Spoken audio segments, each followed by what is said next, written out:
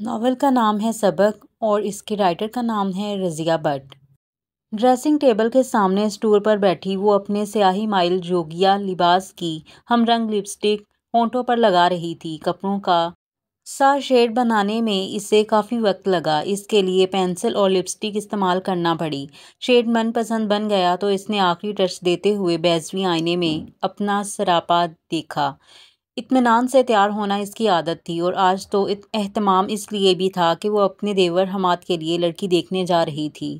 حماد 3 سال پہلے انجینئر بنا تھا اور اب اسے ایک معقول جاب مل گئی تھی، اس لیے گھر والے اس کا رشتہ کسی اچھی جگہ کرنے کے خواہاں تھے۔ حماد کی امی نے لڑکی دیکھی تھی، پسند بھی کر لی تھی، گھر بار اور لوگ بھی انہیں پسند تھے، لیکن حماد کو امی سے زیادہ ثنا بھابی کی پسند پر اعتماد تھا، اسی لیے اس نے بھابی کو بطور خاص کراچی سے بلایا تھا۔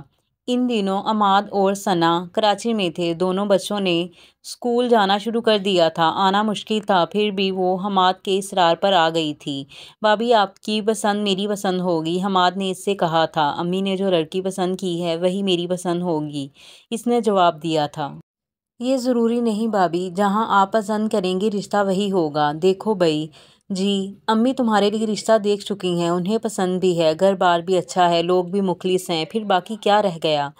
باقی رہ گیا آپ کا پسند فرمانا۔ اگر آپ کو یہ لوگ اور خصوصاً وہ محترمہ پسند آ گئیں تو آپ کو میری طرف سے اختیار حاصل ہے۔ بھابی وہیں ہاں کر آئیے گا، بے شک شادی کی تاریخ بھی مقرر کر آئیے گا۔ بڑے تیز ہو، شادی ابھی نہیں ہوگی؟ کیوں؟ بچوں کو چھٹیاں ہوں گی تب پروگرام بنے گا، ویسے آج میں ہاں ضرور کر آؤں گی، دیکھے بغیر ہی کہہ رہی ہیں۔ دیکھو حماد، مجھے گھر گھر جا کر لڑکیاں دیکھنا، پسند ناپسند کے کھانوں میں بانٹنا بالکل پسند نہیں۔ تم نہیں جانتے یہ ہمارے معاشرے کی کتنی خراب رسم ہے۔ لڑکیوں کو بالکل بکاؤ مال سمجھا جاتا ہے، منڈی میں رکھا جنس کا ڈھیر، جس پر خریدار چاہے تو بولی دے، چاہے تو ناپسند کر کے آگے بڑھ جائے۔ ان لڑکیوں کے ذہن و قلب کی حالت کا اندازہ تو کرو جنہیں لڑکے والے دیکھنے جاتے ہیں اور ناپسند کراتے ہیں۔ ان کے ماں باپ کے جذبات و احساسات کے متعلق سوچو ذرا۔ لیکن بھابی، رشتہ بنا دیکھے بھالے بھی تو نہیں کیا جا سکتا، ساری عمر کا سوال ہوتا ہے، لڑکے کی پسند کا بھی کوئی معیار ہوتا ہے۔ ٹھیک کہتے ہو، اس کے لیے کوئی اور طریقہ بھی اپنایا جا سکتا ہے، لڑکی کو احساس دلائے بغیر کہیں دیکھ لیا جائے، کم از کم اس کے جذبات تو مجروح نہ ہوں۔ ریجیکٹ ہونے کی صورت میں تو آپ ٹھیک کہتی ہیں۔ اب دیکھو نا، ماریہ کو امی دیکھ چکی ہیں، پسند کر چکی ہیں، ماریہ اور اس کے والدین کو ان کے رویے سے امید ہو چکی ہے کہ رشتہ طے ہو جائے گا۔ اب اگر میں تمہارے معیار کا پیمانہ لے کر جاؤں اور پاس ماریہ پوری نہ اترے تو؟ لیکن بھابی، آپ کو میری پسند کا پتہ ہے اور یہ رشتہ طے کرتے وقت آپ کو پوری ایمانداری سے اس پسند کا خیال رکھنا ہوگا۔ ہو سکتا ہے وہ ویسی ہی ہو جیسی تم چاہتے ہو، آخر امی نے دیکھی ہے، امی کو بھی تمہاری پسند کا پتہ ہے۔ او بھابی، امی کی پسند کے میزان پرانے ہو چکے ہیں، حماد ہنس کر بولا تو ثنا مسکراتے ہوئے بولی، انہیں پرانے میزانوں پر مجھے بھی تو ناپا تولا گیا تھا، کیا میں اچھی نہیں ہوں؟ آپ جتنی اچھی ہیں اتنی ہی اچھی لڑکی چاہیے۔ ٹھیک ہے، میں خیال رکھوں گی، پہلے ان کے ہاں جا تو لوں۔ آج ثنا ماریہ کے ہاں جانے کے لیے تیار ہو رہی تھی، اسے ماریہ کے جذبات و احساسات کا پوری طرح اندازہ تھا، اس کے امی ابو کی ذہنی اور دلی حالت سے بخوبی آگاہی تھی، گو وہ ان سے پہلے ملی نہیں تھی۔ لیکن ماریہ کا مسئلہ اس معاشرے کی ہر لڑکی کا مسئلہ تھا، وہ خود بھی اس اذیت دہ اور رسوا کن مرحلے سے کئی بار گزری تھی۔ وہ ایک سفید پوش گھرانے کی لڑکی تھی، وہ چھوٹے بھائی اور بیوہ ماں کے ساتھ چھوٹے سے مکان میں رہتی تھی، والد کا انتقال ہو چکا تھا، ان دنوں وہ 3rd ایئر میں تھی، باپ کا چھوڑا ہوا اتنا اثاثہ ضرور تھا کہ گزر بسر کے لیے کسی کے آگے ہاتھ نہیں پھیلانا پڑا تھا۔ امی سلیقہ شار عورت تھی، بیٹی کے ہاتھ پیلے کرنے تھے، اس لیے کچھ نہ کچھ پس انداز کرتی رہتی تھی، جہیز کی چھوٹی موٹی چیزیں بھی تیار کرتی رہتی تھی۔ ثنا نے BA کیا تو امی کو رشتے کی فکر ہوئی، ملنے جلنے والوں سے کہا، رشتے داروں سے بات کی، لیکن بیٹی کے لیے رشتہ تلاش کرنا آسان نہ تھا۔ بیٹی حسین نہ تھی، پس منظر میں بھی دولت کی جگمگاہٹ نہ تھی، اس لیے رشتے کا حصول آسان نہیں تھا۔ وہ ایک رشتے کسی نے بتائے کسی امی کو پسند نہ آئے، لڑکوں کی تعلیم نہ ہونے کے برابر تھی، اور ثنا BA کر چکی تھی، کاروبار میں ایسے نہیں تھے کہ تعلیم کی خامی کو نظر انداز کیا جا سکتا۔ امی اب خاصی متفکر رہنے لگی تھیں، اپنے عزیزوں میں بھی رشتے موجود تھے، عالیہ بھابی کا بیٹا انجینئر بن گیا تھا، چچا زاد سولت کا بیٹا ایم اے کر رہا تھا۔ تائی حمیدہ کا بھتیجا ایک پرائیویٹ کمپنی میں خاصی معقول تنخواہ پہ ملازم تھا، لیکن اپنوں میں کسی نے بھی رشتہ نہیں پوچھا تھا۔ لگتا تھا کسی کو ثنا نظر ہی نہیں آتی۔ عالیہ کے بیٹے نعیم نے کچھ دلچسپی ظاہر کی تھی، لیکن اماں نے کوئی قدم اٹھانے سے پہلے ہی روک دیا تھا۔ اپنے انجینئر بیٹے کے لیے تو وہ اس نے بڑے اونچے اونچے خواب روکے تھے۔ وہ بھلا ایک یتیم بچی کو بہو کیسے بنا لیتی؟ ثنا کو یہ سب کچھ بہت برا لگا تھا۔ اس نے امی سے دبی زبان میں کہہ بھی دیا تھا، امی اپنے آپ کو کمتر نہ سمجھیں اور ایسے لوگوں کے پیچھے نہ دوڑیں جو خود سر پر بھاگ رہے ہیں۔ امی ٹھنڈی گہری آہ بھر کر کہتیں، ہاتھ پر ہاتھ دھرے بیٹھے رہیں، دوڑ دھوپ تو کرنا ہی پڑتی ہے۔ زمانہ ہی ایسا آ گیا ہے۔ ہمارے وقتوں میں لڑکے والوں کے جوتے گھس جاتے تھے رشتہ ڈھونڈتے، لیکن اب تو لڑکی والوں کو در در کی خاص چھانٹی پڑتی ہے۔ امی، آپ اس تلاش میں اپنے آپ کو اتنا گرائیں نہیں۔ جس نے آنا ہوگا آ جائے گا، نہ آیا تو کوئی بات نہیں۔ اور امی مایوس ہو کر اس کا منہ تکنے لگتیں۔ پھر ایک دن اس کی کزن یہ نوید لے کر آئی کہ کچھ لوگ ثنا کو دیکھنے آ رہے ہیں۔ لڑکا SDO ہے، گھر اپنا ہے، 3 بہن بھائی ہیں، خاندان اچھا ہے۔ امی نے اس سے کہا، اور بھی تفصیلات بتائیں۔ امی خوشی سے پھولی نہ سمائی۔ خود اسے بھی خوشی اور تفاخر کا احساس ہوا۔ دبا دبا کر رکھے جذبوں کی پھلجھڑیاں من میں خود بخود پھوٹنے لگیں، آنکھوں میں خواب جلملانے لگے، اور ان دیکھے جیون ساتھی کی قربتوں کی مہک سے سرشاری کی کیفیت سراپا چھانے لگی۔ ماں بیٹی نے گھر صاف کیا، پرانے صوفے پر نئے غلاف ڈالے، تپائیوں پر کڑاہی والے رومال بچھائے، مینٹل پیس پر رکھے پیتل کے گلدانوں کو مانچ مانچ کر چمکایا، ان میں مصنوعی آرائشی پھول لگائے، پردے دھو کر لگائے، ڈھیوری کا اینٹوں والا فرش دھو دھو کر سرخ کر دیا۔ امی نے چائے کے لیے بھی خاصا اہتمام کیا تھا۔ کیک، پیسٹریاں، سموسے، رسگلے، جانے کیا کچھ منگوا لیا۔ لڑکے کی ماں، بہن اور خالہ اسے دیکھنے آئیں۔ وہ چائے کی ٹرے لے کر بیٹھک میں گئی۔ اس کا دل زوروں سے دھڑک رہا تھا، گھبراہٹ طاری تھی۔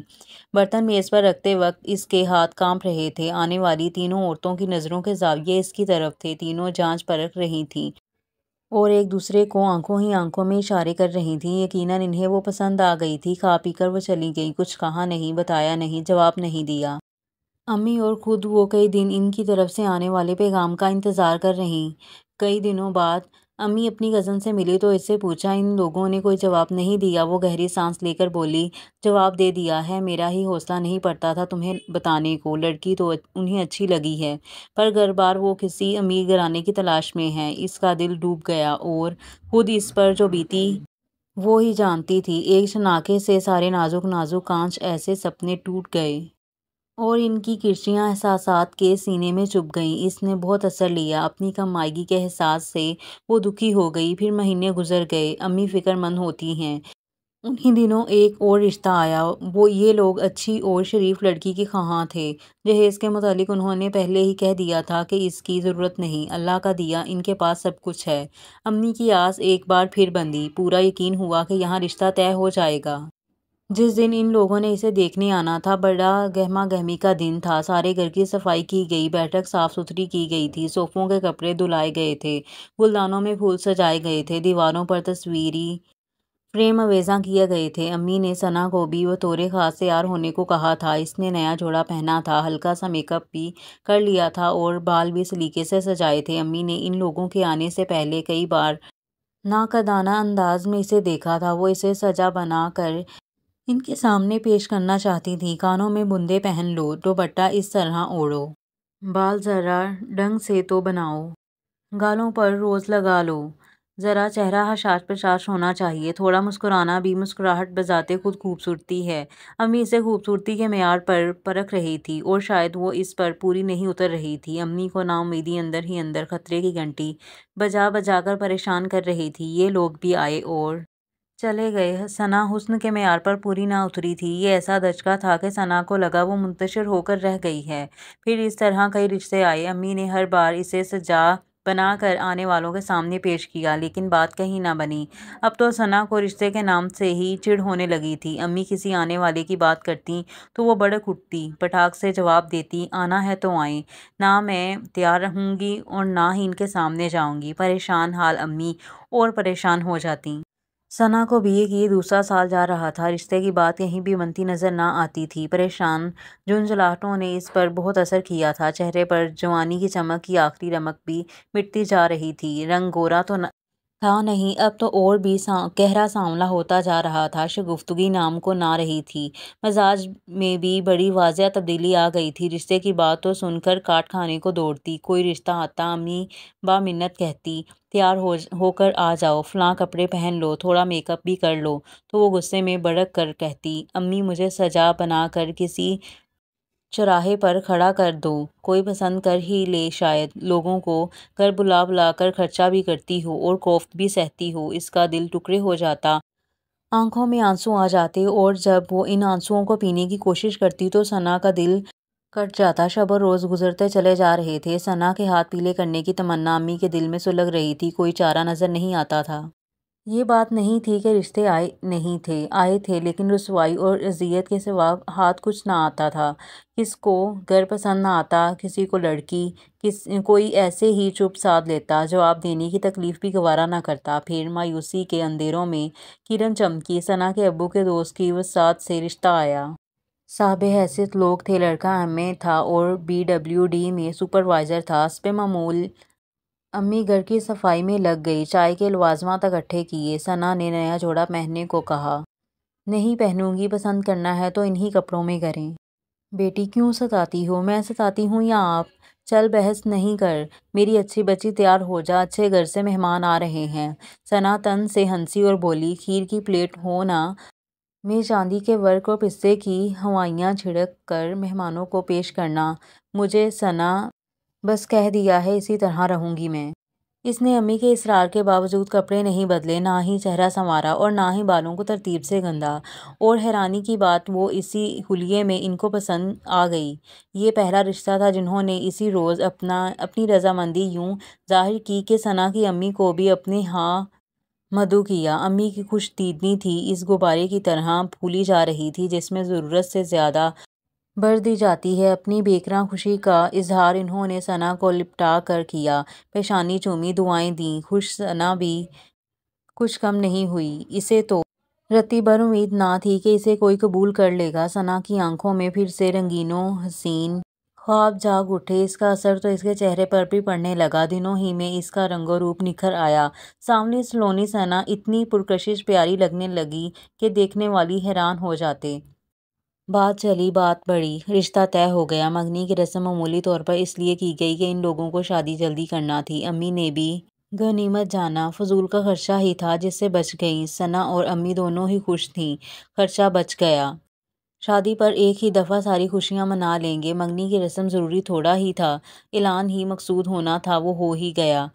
شادی کی تاریخ پکی کرنا ہے، ساری رسمیں تب ہی ہو جائیں گی۔ انگوٹھی وہ بھی پہنا گئے، انگوٹھی ہم نے بھی پہنا دی، یہی کافی ہے، یہی اچھا ہے۔ دونوں پیسے کے ضیاع سے بچ گئے۔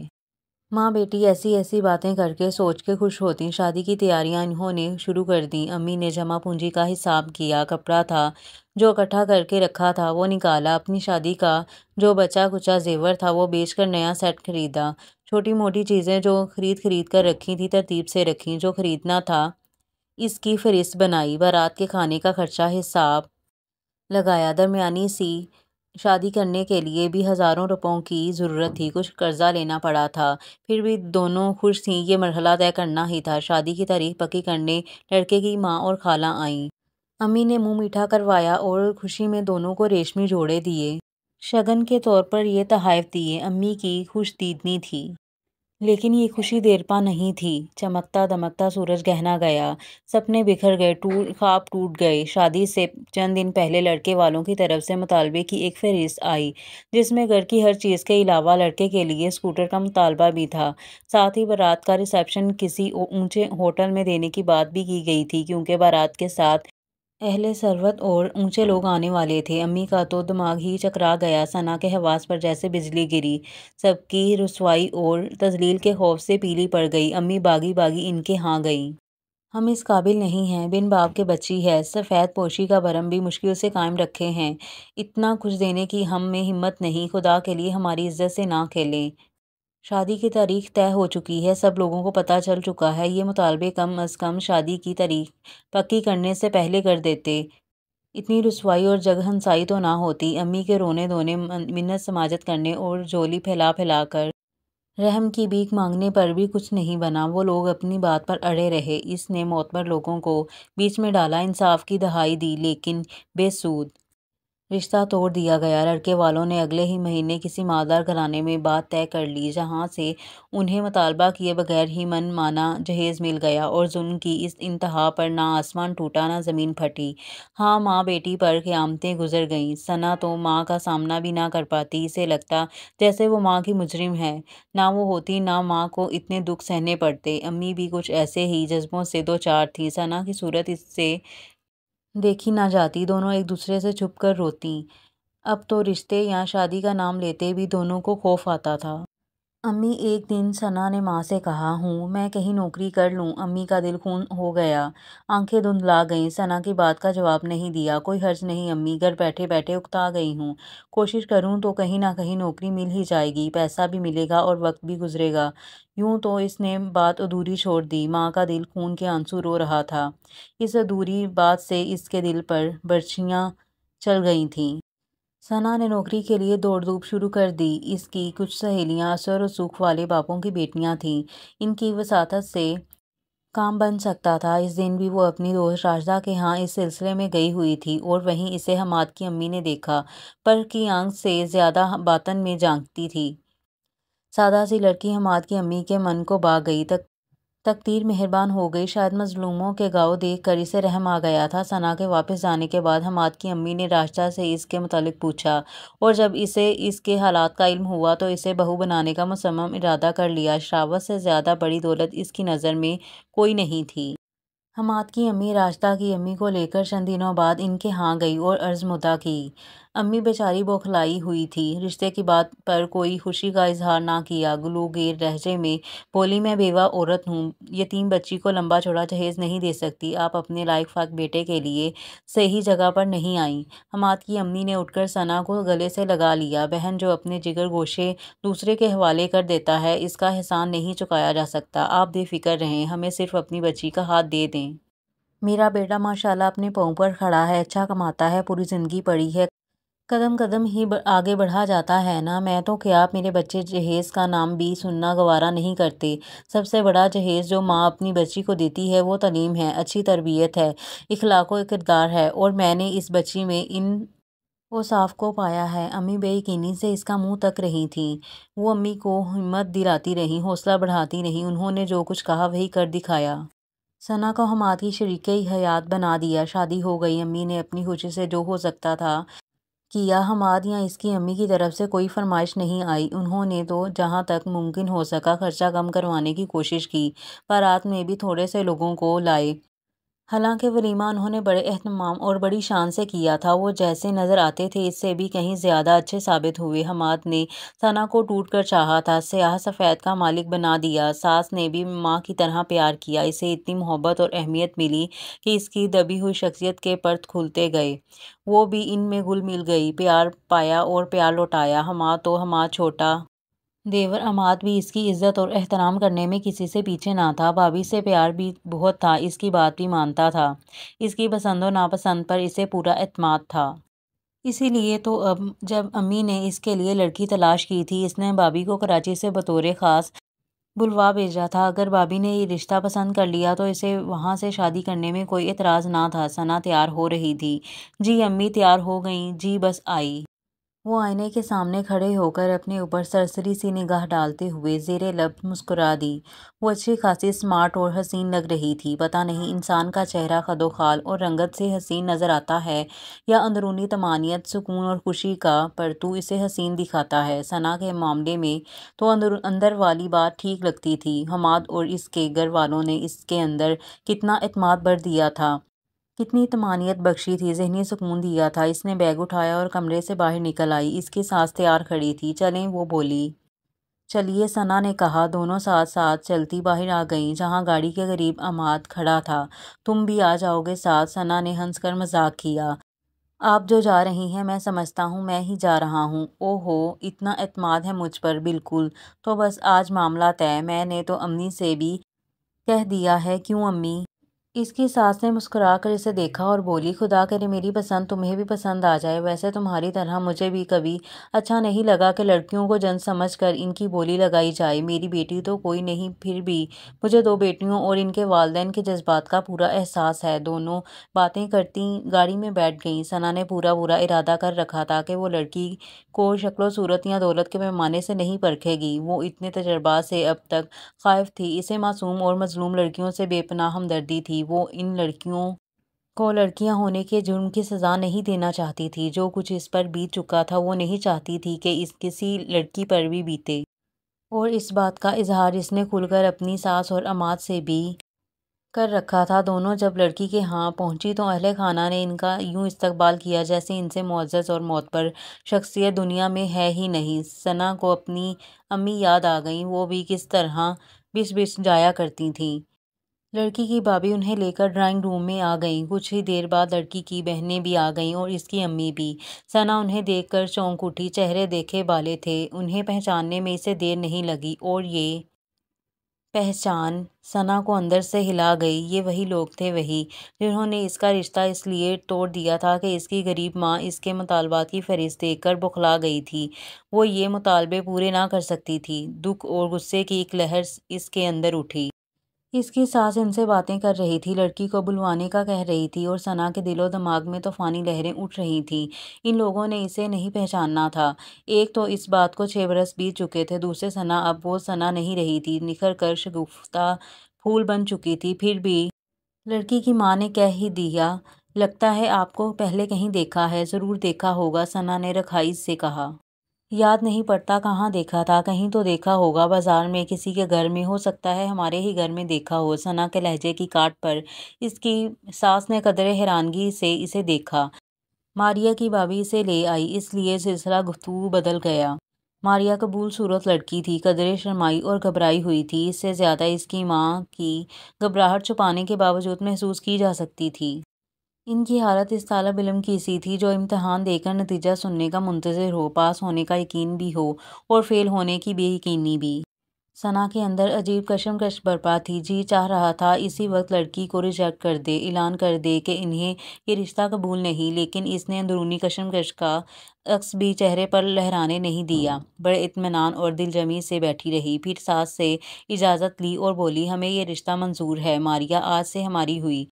مبارک سلامت کا شور مچ گیا، خوشی کی لہر دوڑ گئی۔ ماریا کے چہرے پر بہار کے رنگ بکھر گئے۔ اس کی ماں اور بہنیں کھل اٹھیں۔ آج انہوں نے ثنا اور اس کی ساس کی خاطر مدارت میں کوئی کمی نہ چھوڑی۔ گھر واپس آ کر ثنا نے عماد کو بھی مبارکباد دی۔ بھابھی امی کی پسند پر ہی ہاں کر آئی ہیں یا میری پسند کے معیار کو بھی پیش نظر رکھا؟ عماد نے ہنس کر اس سے کہا تو وہ متانت سے بولی، بہت کچھ مد نظر رکھا ہے عماد، رشتہ طے ہو گیا ہے، منگنی کی رسم اسی ہفتے کر دی گئی۔ ان لوگوں نے منع کرنے کے باوجود ماریا کے گھر والوں نے خاصے اسراف سے کام لیا۔ ثنا اسی ہفتے واپس کراچی چلی گئی۔ شادی کی تاریخ بھی مقرر ہو گئی اور دونوں طرف سے زوروں سے تیاریاں ہونے لگیں۔ بچوں کی چھٹیاں ہوئیں تو ثنا بھی آ گئی۔ اب شادی میں چند دن ہی تو باقی رہ گئے تھے۔ امی، اس نے ساس سے کہا، جی بیٹے، میں ماریا سے ملنے جاؤں؟ ضرور جاؤ۔ ثنا تیار ہو کر ماریا کے ہاں چل دی۔ ماریا کی امی، بھابھی اور بہنوں نے اس کا خندہ پیشانی سے استقبال کیا، خیر و عافیت دریافت کی، خاطر مدارت کی۔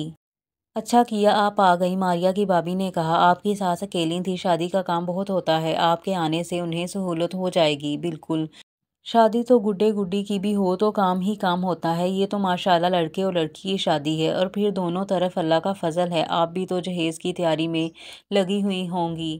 بالکل جی، وہ بولی، بڑے کام ہیں، بڑے جہیز کے لیے بڑے کام ہی ہوں گے جی۔ بھابھی کی جگہ ماریا کی امی نے چونک کر کہا۔ ثنا کی بات سے وہ بہت کچھ سمجھنے کے باوجود بھی جیسے کچھ نہیں سمجھی۔ ثنا ہنس پڑی، بڑے گھروں میں لوگ بڑے جہیز ہی کے لیے تو رشتے کرتے ہیں، کیا کہہ رہی ہو بیٹی؟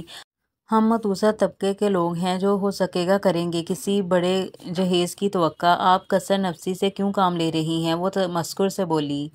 ماریا کی امی نے پریشان ہو کر اسے دیکھا۔ ثنا پراسرار انداز میں مسکرائی۔ کچھ دیر اس قسم کی باتیں ہوتی رہیں، جس نے ماریا کے گھر والوں کو خاصا پریشان کر دیا۔ پھر ثنا نے واپس جانے کی اجازت چاہی اور واپس آنے سے پہلے بٹوا کھول کر ایک طے شدہ کاغذ نکال کر ماریا کی امی کے ہاتھ میں دے دیا۔ یہ مطالبات کی ایک لمبی فہرست تھی، جس میں گھر کے ساز و سامان کے علاوہ لڑکے کے لیے کار کی فرمائش بھی لکھی ہوئی تھی۔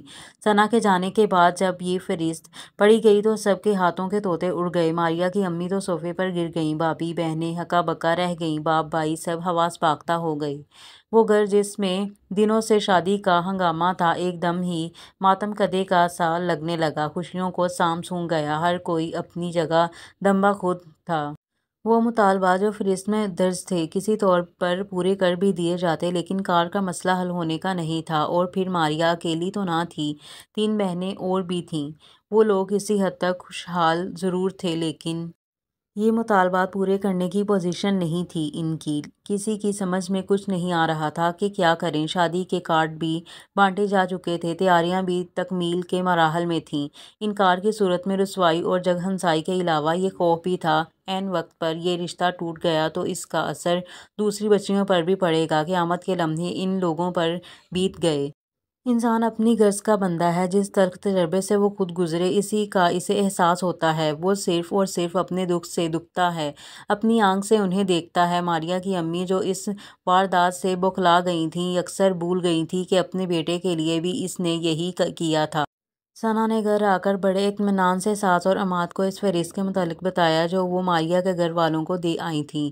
کیا ماں بیٹا ہکا بکا ہو کر اسے دیکھنے لگے۔ ثنا نے مسکرا کر سر اثباتی انداز میں ہلایا۔ وہ کچھ نہیں سمجھے، وہ تو جہیز لینے کے حامی نہ تھے، وہ مطالبات کی لسٹ بھجوانے کے حق میں ہوتے۔ دونوں نے اس فعل کی مذمت کرتے ہوئے ثنا سے کہا، آپ نے ایسا کیوں کیا؟ یہ غلط بات ہے، ہم ابھی جا کر معذرت کرتے ہیں۔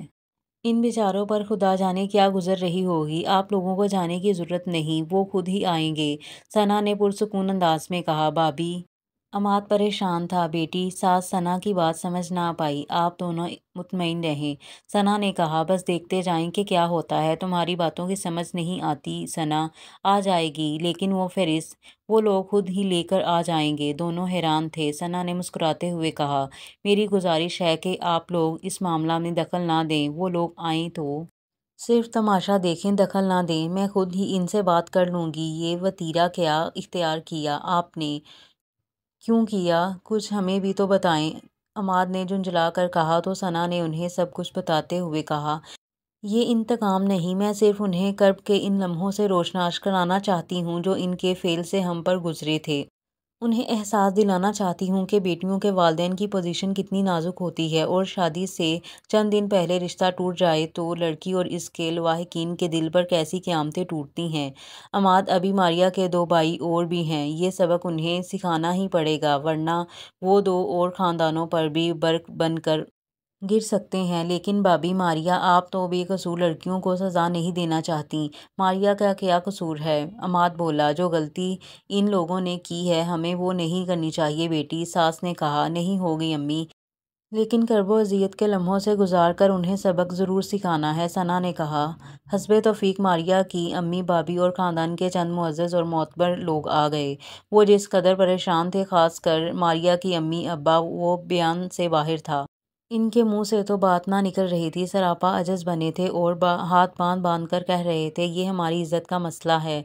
شادی کارڈ بانٹے جا چکے ہیں۔ دوسرے معتبر اور معزز لوگ ثنا اور اس کی ساس کو اس نازیبا مطالبے پر براہ راست تو سرزنش نہیں کر سکتے تھے کہ لڑکے والے تھے، نازک پوزیشن تھی، پھر بھی ایسے لوگوں کی مذمت کر رہے تھے جو ایسے مطالبات پیش کرتے ہیں اور شادی جیسے مقدس فریضے کو کاروبار بناتے ہیں۔ ثنا نے عماد اور ساس کو خاموش رہنے کی تاکید کر رکھی تھی، اس لیے وہ دونوں خاموشی سے سب کچھ دیکھ رہے تھے۔ معاملہ طے ثنا نے کرنا تھا، اسی لیے صرف وہی بول رہی تھی، اور سب اسی کی منت سماجت کر رہے تھے کیونکہ وہ اپنی بات پر اڑی تھی اور کارڈ نہ ملنے کی صورت میں رشتہ توڑنے کی بات کر رہی تھی۔ عماد اور اس کی ساس سے لڑکی والوں کی بے بسی دیکھی نہ جا رہی تھی۔ ماریا کی ماں رو رو کر جھولی پھیلا کر رحم کی بھیک مانگ رہی تھی، باپ سر نواڑے مجسم بے کسی بنا بیٹھا تھا۔ ثنا کو امی یاد آ رہی تھی، کچھ ایسے ہی اس کی امی نے بھی ان لوگوں سے رحم کی بھیک مانگی ہوگی۔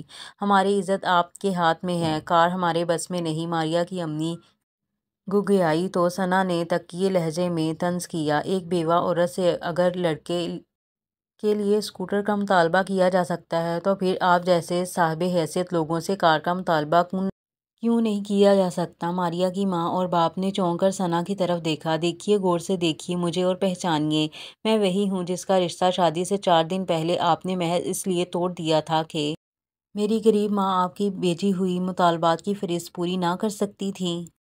تم ماریا کی ماں شرزر رہ گئی۔ ہاں، میں وہی ہوں جسے آپ نے دھتکار دیا تھا۔ اب میں اس پوزیشن میں ہوں کہ ماریا کی ماں نے منہ پر ہاتھ رکھ لیا۔ اس کا باپ گھبرا کر اس کی بات کاٹتے ہوئے بولا، ہمیں معاف کر دو بیٹی۔ وہ انتہائی درشت لہجے میں بولی، آپ جا سکتے ہیں، کار دے سکتے ہیں تو شادی ہو جائے گی، بصورت دیگر ہماری طرف سے رشتہ ختم۔ معافی کی گنجائش ہے نہ ضرورت، تشریف لے جائیے۔ ماریا کی امی اور ابا تو مٹی کے بے جان تودوں کی طرح صوفے پر ڈیر تھے۔ ساتھ آئے لوگ ثنا کی منت سماجت کر رہے تھے، ان کی طرف سے معافیاں مانگ رہے تھے، انہیں برا بھلا کہتے ماریا کے لیے بھیک مانگ رہے تھے، لیکن لگتا تھا ثنا پر کسی بات کا اثر نہیں ہو رہا تھا۔ عماد اور امی بے چین ہو رہے تھے لیکن خاموش تھے، معاملہ طے نہ ہو سکا۔ وہ سب واپس جانے کے لیے اٹھے، ٹوٹے پھوٹے، بکھرے بکھرے، منتشر۔ ماریا کی امی اور ابا کو تو سہارا دے کر ساتھ آنے والوں نے اٹھایا، ان کے ذہن ماؤ سے ہو رہے تھے۔ کار دینے کی حیثیت نہ تھی، رشتہ ٹوٹ ہی گیا تھا۔ ان کے دلوں پر جو بیت رہی تھی جانتی تھی۔ وہ لوگ ڈرائنگ روم کے دروازے سے باہر نکل رہے تھے کہ ثنا نے پکارا، رکیے ذرا۔ فرمائیے، کسی صاحب نے بے دلی سے کہا۔ شادی مقررہ تاریخ پر ہی ہوگی، ثنا نے کہا۔ لیکن کار؟ ماریا کی ماں نے پھٹی پھٹی آنکھوں سے اسے دیکھا۔ باپ بھی گھبرایا۔ کار کی ضرورت ہے نہ جہیز کی، ثنا نے پروقار انداز میں کہا۔ سب نے حیرت زدہ ہو کر اس کی طرف دیکھا۔ ماریا کی ماں کو تو جیسے اس کی بات ہی سمجھ نہ آئی، جلدی سے پوچھا، کیا کہا؟ یہی کہ ہمیں صرف ماریا کی ضرورت ہے، جہیز چاہیے نہ کار۔ بیٹی، ماریا کی ماں ثنا سے لپٹ گئی، سچ کہہ رہی ہو؟ ہاں، ثنا نے اعتماد سے مسکرا کر کہا، ہمیں ماریا کے سوا کچھ نہیں چاہیے۔ ماریا جیسی انمول چیز پا کر اور کسی چیز کی ضرورت باقی رہتی ہے کیا؟ لیکن وہ مطالبات، اس کا باپ روحان سی آواز میں بولا، وہ تو آپ جیسے لوگوں کو سبق سکھانے کے لیے تھا۔ واردات جب تک انسان پر خود نہ گزرے اسے اس کی خوفناکی کا احساس نہیں ہوتا۔ بالکل بالکل، سب سر جھکاتے ہوئے بولے۔